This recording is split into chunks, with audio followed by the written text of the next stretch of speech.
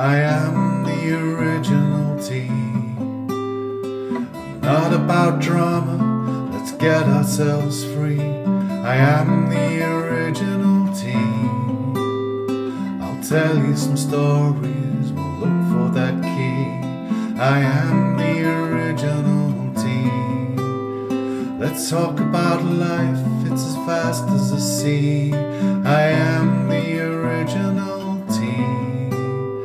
Let's all find a path, we'll live it and let it be.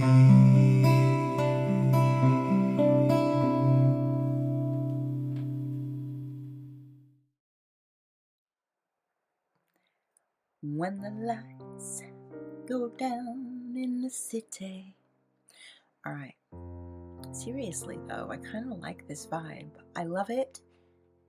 That nighttime hour where everything turns blue. Do you know what I'm talking about? It just all goes this little bit magical blue.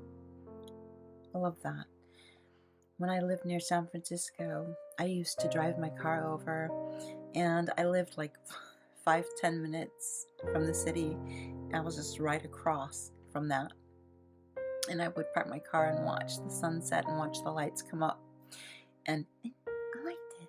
I just listen to my music and watch the lights go on and watch the city transform. There's something really cool about San Francisco, you know. There's nothing better than at the end of a long day, getting a cup of coffee, and literally, as they say, the fog comes rolling in and creeping over the hills into the city, and it's just really cozy. Anyway, I wanted to do this video on, I think it was Jillian, who asked about my love story. So, my love story and how I ended up crossing the ocean. I did. Yes, I did. I went from California to England. Yeah, I did, for love. They say you're going to move that kind of a distance for love or for money, and it was for love. So, I met my husband online. Yes, I did. But I met him through his music. So he's a musician, singer-songwriter, music teacher, an all-around genius of music. He's not going to say it himself because he's shy. And isn't that the way of people who are so talented like that? Because me being me, my Leo self, I'd be like, look what I could do. Look what I could do. But hubby can play any instrument and pretty much teach any instrument, and he does have several CDs out. I'm gonna plug him one of these times so you guys can go check out his stuff. It's really cool. I mean, imagine, you know what I'll do? I'll set the song that he wrote for me that got me, because he wrote a song for me for T, right? And he sent it to me, and I was like, that is it. That's the living end. I am following this guy to the ends of the earth. So my man is a British man, and he's a tall drink of water, and he's talented. And gush, gush, gush, because I love him. And all his luggage. And our luggage goes together quite well, so it's a nice set. So how I found him, how I ever figured out who he was, and I was kind of like, it's been quite a few years now, good many years. I was going around, looking around on YouTube, and this was really like right after I had my gastric bypass, and I was just looking around, seeing what was new out there and seeing what came up. It was in the earlier days of YouTube, and hubby had, we're gonna call him Mr. B. Mr. B had come to the States to visit some friends. It was his first time in the States, but they were late, and you know, he's coming out of customs and all that kind of stuff, and it's like, you know, when you go from one country to another, the jet lag is crazy, and also you don't know the place, and it's foreign. You feel foreign. You are foreign. Um, and so when his friends finally came to get him, he was sitting on the floor, just kind of like had his backpack next to him, with his knees pulled up, with his arms around him, just kind of looking around, you know, just calm and probably as exhausted as he could possibly be. And they're filming him. Poor guy.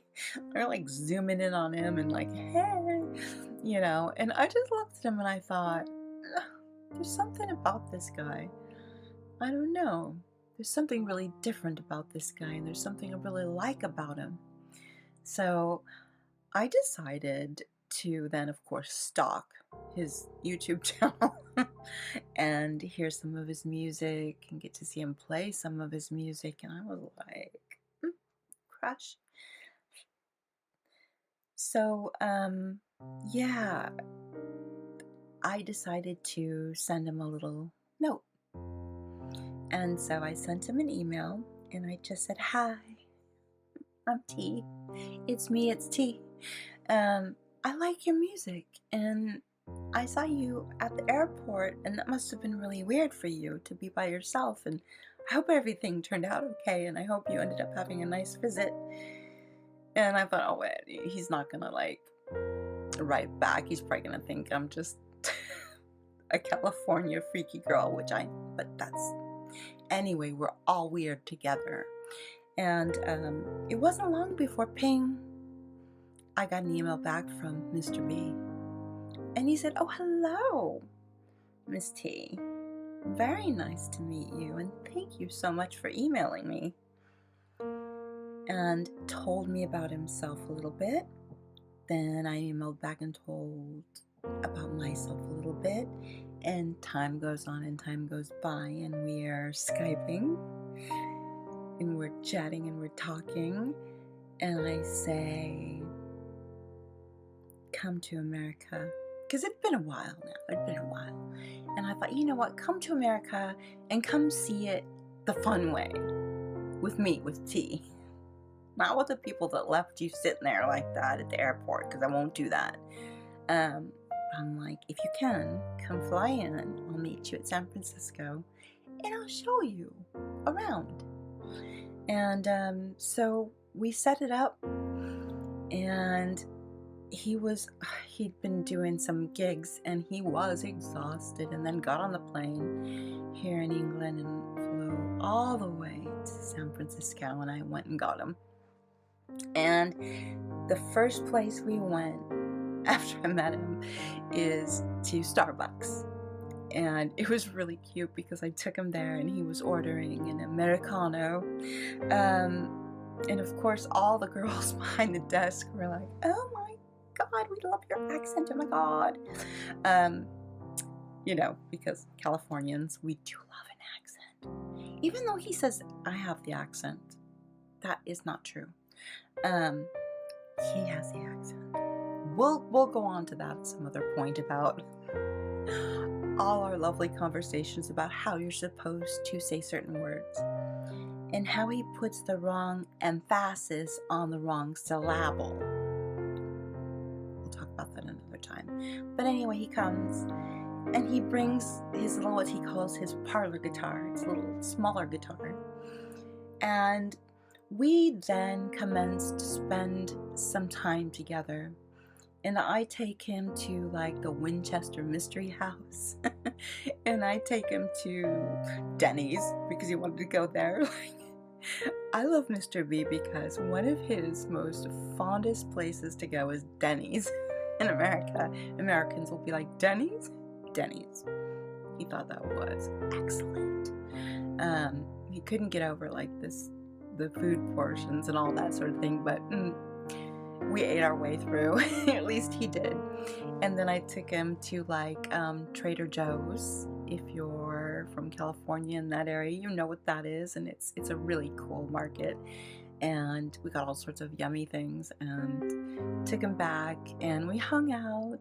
And over time, one thing led to another, to where he came to visit one time, and he got down on one knee, and he had this little teeny tiny box. I'll have to find it and show it to you. It was a little teeny tiny silver box, and he opened it, and in it was a silver little heart. And he just looked at me. He was really shiny and nervous, and he said, "Will you?" And I said, "Yes, yes I will, yes I will." He said, "Well, be careful, because I'm giving you my heart." Aww. I still have it. Taking good care of it, I promise. So time goes on and time goes by, and we decide, yeah, we're gonna get married.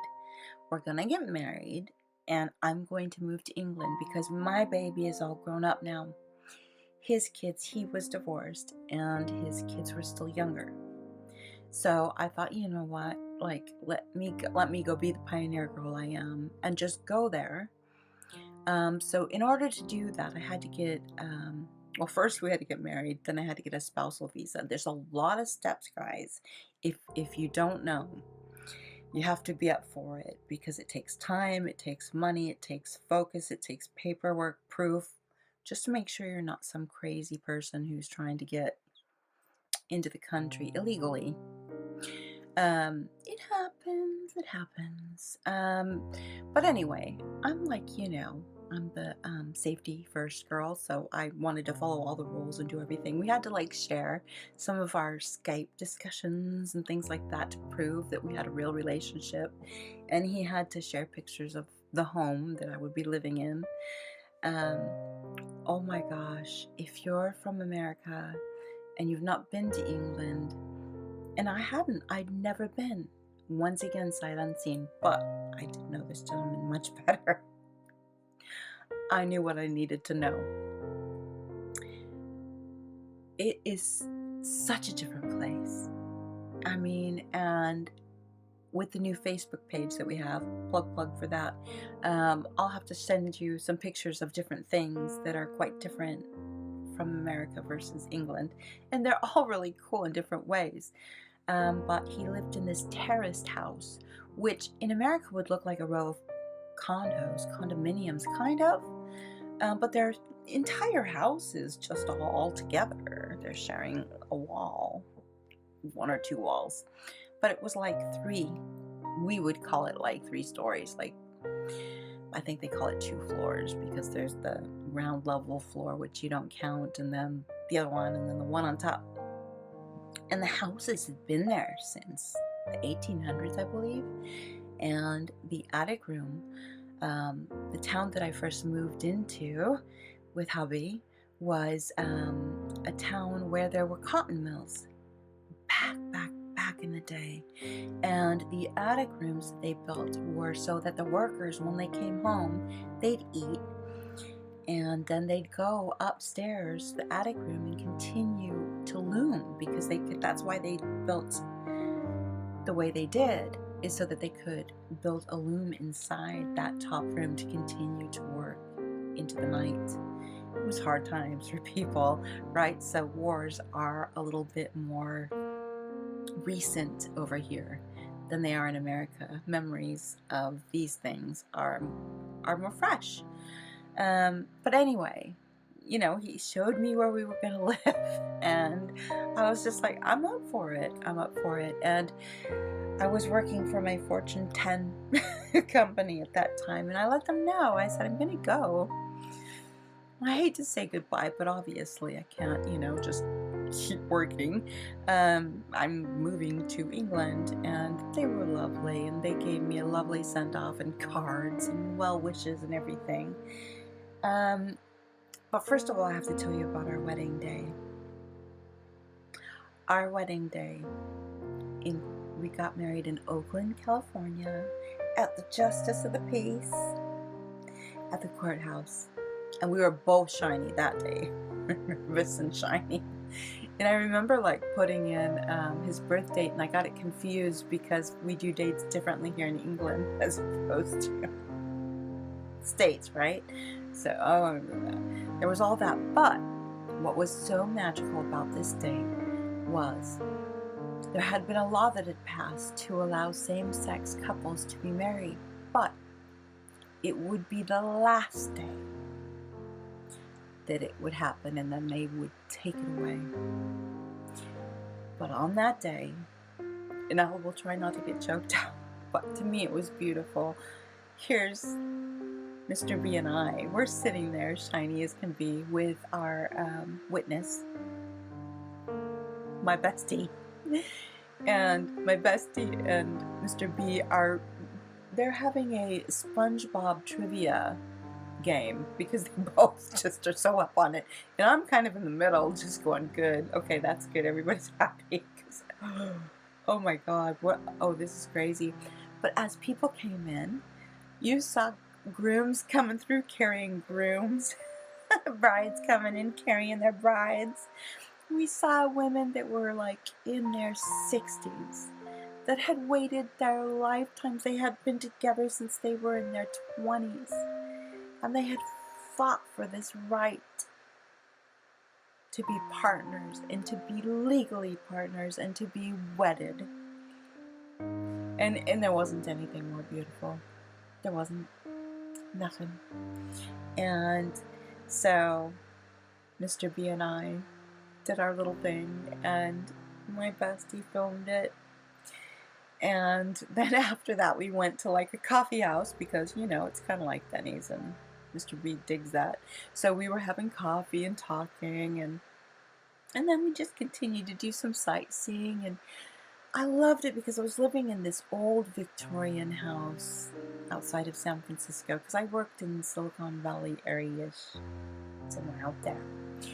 And it was a Victorian that was split into 3 apartments, and so mine was a 1-bedroom with this beautiful, huge kitchen that had this old stove and a beautiful wood table, and the bathroom had this clawfoot huge tub, and a sitting room, which was much smaller, you know, because they were sitting rooms, but it had these beautiful shutters, and it just had this great vibe about it. We both loved it, but we'd get up in the morning and have coffee, and Mr. B would pull out his guitar and sing and play for me. Oh my God, I would just be like, he's like, pulling me in, I'm going. So anyway, the day finally came for him to come get me, but we had to wait. We had to send off this paperwork.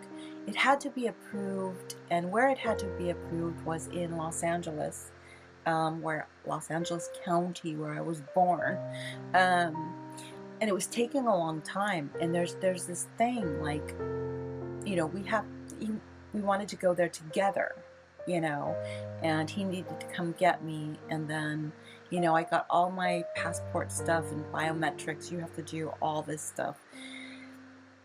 Anyway, he came, and we waited it out because I'd sent in all my paperwork, and it was taking time, and it was taking time, and it was taking time. And finally, you know me, I started going to forums of people that were trying to move to the UK and get their paperwork, and were there any ways around this? Were there any ways to get help? And I found, I don't know how I found it, determination probably, I found this man who his job was to help people get visas, but also he lived in the area, like Pasadena, nearby, you know, nearby to the place where my paperwork would be. And he had the ability. I emailed him. I just said, hi, it's me, it's T. I was born over there. I'm going to move to England. I don't know if you can help me. We're so stressed and worried, and we're hoping the paperwork goes through, because what are we going to do if it doesn't? You know, my God. You can get rejected. And so, for a very small fee, he said, you know what? I'll go down and talk to the guys at the courthouse and see what's what. He pings me that evening, and he goes, all right, I got your tea. I saw your paperwork. It was like on the third row of this trolley thing that they drag around to go process things, and he goes, I put it on top. You should be seeing something pretty soon. So it was like 2 days after that, 3 days after that, all of a sudden FedEx drives up. I'm like, please don't let it be for the dude at the front apartment. Let it be for me, please. And I'm like standing at the steps, watching down the driveway. And the FedEx guy starts walking, and he passes the front. He comes up to me, and he's got this paper. He's got this document, and it's big. And I'm like, is that from? Is that from? He's like, yeah, it looks like it's official government paperwork. I'm like, thank you. Oh my God. You know, the guy was like, well, you're welcome. So I ran in and told Mr. B, and we were just like gleefully jumping around, and oh my God. And then, during that time we were packing up. I was putting things in boxes. I did find a company to put my stuff on a ship to get to the UK, because that's how you got to do it. Otherwise, it'd be crazy expensive. I didn't have a lot, but I had some boxes, obviously keepsakes and things like that. Which Mr. B will make a joke about my boxes that say figurines and keepsakes. T likes her figurines, but anyway. So we had to clean the apartment and give notice and that whole thing. So here we are. And poor Mr. B is like under the weather because he's traveled and he'd been exhausted beforehand. And you know what I mean? He's in a different place, probably not sleeping that great. And he ended up like with an ear infection. So we had to take him to the doctors, and they patched him up and got him some antibiotics, but he was feeling pretty poorly. In the meantime, my friends and Mr. B and I, we just blazed through that place, cleaned it spotless, got ready, and at the very end, I was just kind of handing things off to my friend, going, want this, want this, want this, want this, because what am I going to do with this steamer? What am I going to do with this carpet cleaner?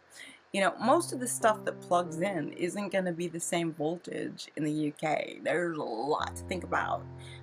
So anyway, we got a ticket, a one-way ticket all the way from San Francisco to Heathrow. And when we got to Heathrow, then we got off the plane and we went to Mr. B's uncle's house. Because part of his family, his mother's side of the family, is from India. And the other side, his dad's side of the family, is Scottish. But his dad was born here in England. So an interesting mix of family, and fascinating, really fascinating and lovely people. And I got there and they were so sweet to me, and they saw the piercing in my nose and they were like, oh, look at this, she's got the piercing in her nose, she's all right, and they were just like trying to feed me up, and I had gastric bypass and I was so tired, and I'm trying to like eat and hand the rest over to Mr. B. And then from there we drove, which took several hours to get to where we were going. And then we got there and he carried me over the threshold. And I'm going to stop right there because it'll go on and on and on. And I will give you a part 2 about this because there's a lot about my first few years here in England. And I'll let you also know that I then became a citizen. I'm a dual citizen of the United States and the United Kingdom, and I'm very proud of that. And my heart has found its home here in England. Of course I miss the States, and I miss my family, and I miss my friends.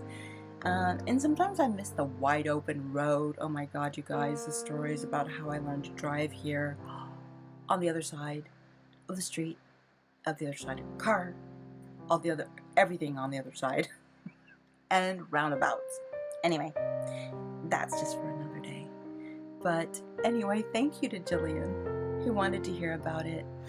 I found my music man, and he's beautiful, and he's compassionate, and he's so smart and so funny. Sometimes just gets me going, just too funny. And I call him my soulmate, SOLE, like the sole of your shoe. I call him my other shoe.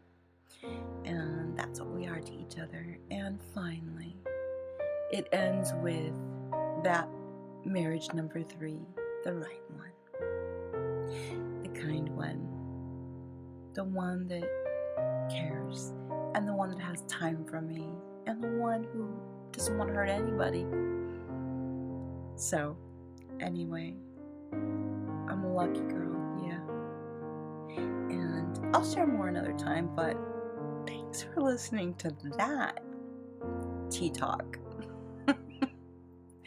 That was interesting. But again, hopefully it's interesting to you. I'm just listening to your feedback because I'm learning too what's interesting to you and what is maybe not interesting to you. But the other thing you might notice is that I literally kept my American accent. I might pronounce things like people, if anything, they'll think I'm Canadian because I'm a Californian who pronounces my words, which makes me sound Canadian. But that's about as close as I can get. I can't even fake an accent, a British accent. It doesn't look well. And Mr. B says I sound like Dick Van Dyke, like on Mary Poppins, like Cockney accent. He's mean. It's hilarious. All right, guys. Thank you for listening. Take care of yourself. I love you more than my luggage. And we're all just walking each other home. Right there. All right. Talk soon. Bye for now.